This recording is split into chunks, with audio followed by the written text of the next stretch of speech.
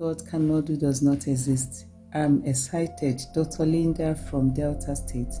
My testimony is about a friend who told me she's confiding in me that she has been battling with spinal issues. That in fact it has been telling on her emotionally, physically, and otherwise.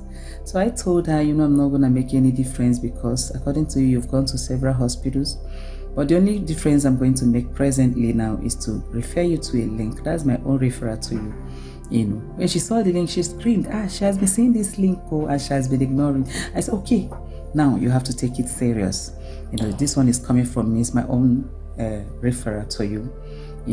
So I even promised her I've been praying for her, which I was doing on a daily basis on the altar of fire. I do write her name. So finally, I went to the gym only for me to see this woman having her exercise. Immediately, she noticed I was there. She screamed, I am healed. In fact, the excitement on her face was something else. It's only God that can do such. So secondly is about a daughter of mine in the Lord who was diagnosed of lupus erythematosus, which is an autoimmune condition. In fact, the parents took her to the hospitals to be sure of what they were getting. It was the same, So when they told me that, in fact, that child had really suffered, I told them not to worry, that I'll be praying for them on the altar of fire. In fact, most times I have to send that out to the mom and send a link to her, say, please join. So on the day Papa was praying for chronic conditions, so I called the woman because my spirit told me that she wasn't online. I called her. I was like, Mama, are you joining? She was like, no, that she wasn't, that she asked me if she should give the girl the phone. I was like, yes. So I told her, please be saying amen, because I used my second phone to call to the prayers. So after Papa finished praying for chronic condition, immediately Papa moved to pray for children, So she continued saying amen until she finished. In fact, a few days after that, I received a text from the mom. I was afraid to open it because she called me the previous day. It was like that she was coughing out some things. I told her, Mama, don't give up. It's God that is melting away those things she's coughing out, So when she say anything on the negative side, I will refer her to the positive side, So when I finally got the courage to open the test, in fact, Papa, behold, they ran another test. Lupus was nowhere to be found. I just want to give God all the glory. My name is Christiana Victor and I'm making this video from the UK. So my very first time on this prayer altar was on the 22nd of August, 2022. My auntie sent me links to this prayer altar almost every morning. But I've never ever opened it. My brother who joins occasionally too does send it to me, but I've never joined it. I've never ever joined this prayer altar. So sometime in 2018, I started having this minor back pain in between my upper back, around in between my shoulder blades. It started as very minor pain, so I didn't take it serious. But as time went on, the pain kept growing. It kept growing in.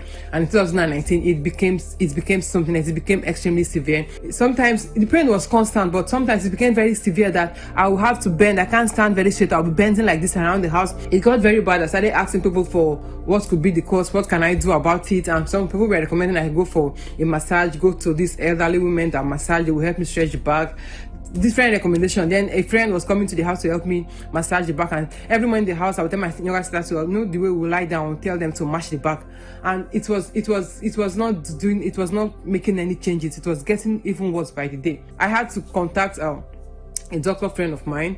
I told him what was going on. He asked me to come over. He came and he examined and he recommended I go for an x-ray. I went for the x-ray. When the result came out, I was told, they said from the medical term, they said it's moderate growth of scoliosis. That is the early stage of it, and that is the medical term they used to describe it. So he recommended I start taking painkillers and just try to ignore it and take painkillers. But in the long run, if it doesn't stop and if it gets worse, I may have to go for a surgery. But I came back to the UK after then, and pain was just there. It just kept growing by the day. At the point I had to go back to my GP in the UK. Met my GP and I complained. I went for another set of x-rays and different things and tests, and they were not telling me anything significant. It was the same curved spine though. This pain felt like, the best I can describe it was like, it felt like there was a hook holding my spine like this, holding it very tightly, that needed to be taken off. When I did all sort of things, at the point someone recommended I had to go for these people that do bone cracks, especially that those bone cracks, that if I do it for a period of time to help, I started going for that.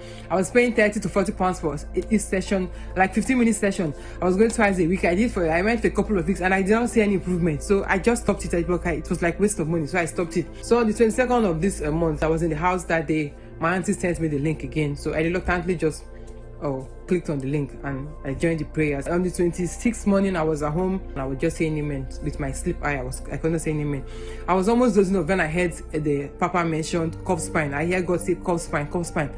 And my eyes popped open. I was like, that is my case. He mentioned that I hear God say cup spine. Your cup spine is reversed. Your cup spine is reversed. I don't know who you are.